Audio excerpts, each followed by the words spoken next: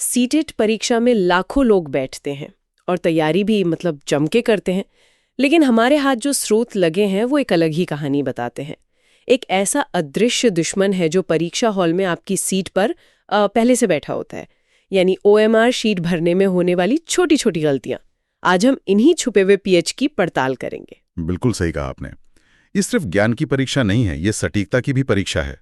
तैयारी बेहतरीन हो लेकिन ओएमआर शीट पर एक गलत गोला बस आपकी महीनों की मेहनत पर पानी फेर सकता है। तो चलिए एक एक करके इन गलतियों की परतें हटाते हैं।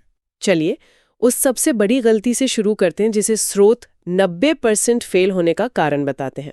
ये है भाषा यानी लैंग्वेज सेक्शन का कंफ्यूजन। मुझे ये आंकड़ा थोड़ा चौंकाने वाला लगा। हाँ, और इसकी वजह बहुत सीधी सी है। ये उलझन है प्रश्न संख्या 91 और 121 के बीच की। होता यह है कि आपकी चुनी हुई भाषा 1 यानी लैंग्वेज 1, उसके सवाल 91 नंबर से शुरू होते हैं। अच्छा। और भाषा 2 के 121 से। अब जल्दबाजी में छात्र क्या करते हैं, वो अपनी पहली भाषा के जवाब 121 वाले सेक्शन में भरना शुरू कर देते हैं। ओहो।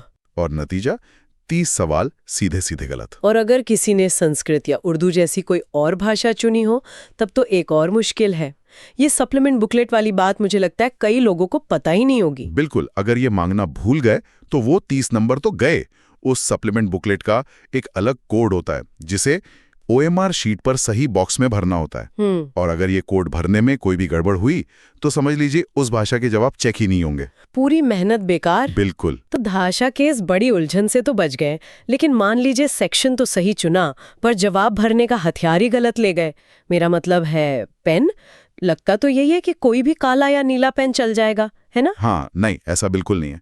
स्रोतों में साफ लिखा है जेल पेन का इस्तेमाल तो करना ही नहीं है। उसकी स्याही फैलती है और ओएमआर स्कैनर को उसे पढ़ने में दिक्कत होती है। अच्छा, ये तकनीकी वजह है। हाँ, पूरी तरह से। इसलिए सिर्फ और सिर्फ नीला या काला बॉल पॉइंट पेन।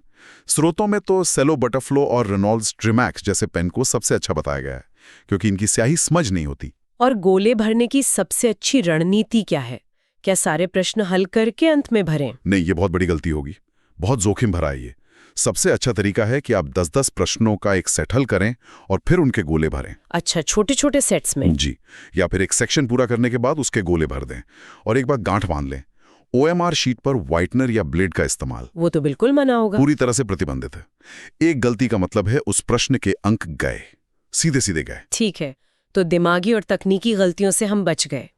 अब बात करते हैं परीक्षा के दिन की, गेट के अंदर घुसने तक की चुनौतियां। ड्रेस कोड और क्या क्या साथ ले जाना है? बटन या भारी कढ़ाई वाले कपड़ों से बचना चाहिए। जूतों की जगह चप्पल या सैंडल सबसे बेहतर है। और किसी भी तरह के गहने, घड़ी या कोई भी धातु की चीज वो सब बाहर ही रखनी होगी। और जरूरी दस्तावेज? 3 सबसे जरूरी चीजें हैं।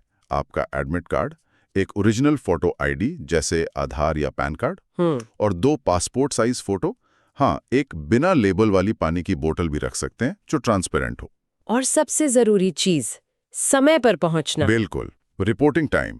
गेट बंद होने के बाद 1 मिनट की भी देरी का मतलब है आपको एंट्री नहीं मिलेगी। तो कुल मिलाकर सीटी-एटी की जंग जीतने के लिए सिलेबस पर पकड़ जितनी जरूरी है, ओएमआर शीट को भरने की कला में महारत हासिल करना भी उतना ही अहम है। बिल्कुल। ये छोटी छोटी सावधानियां ही तय करती हैं कि आपकी महीनों की मेहनत सफल होगी या नहीं। और आज की इस चर्चा के बाद एक सवाल है जो सबको सोचना चाहिए। क्या? जब एक परीक्षा में प्रक्रिया की इतनी छोटी छोटी गलतियां इतने बड़े परिणाम ला सकती हैं, तो जीवन के दूसरे जरूरी क्षेत्रों में हम किन छोटी छोटी प्रक्रियाओं को नजरअंदाज कर रहे हैं, जिनके परिणाम शायद इससे भी कहीं ज्यादा बड़े हो सकते हैं।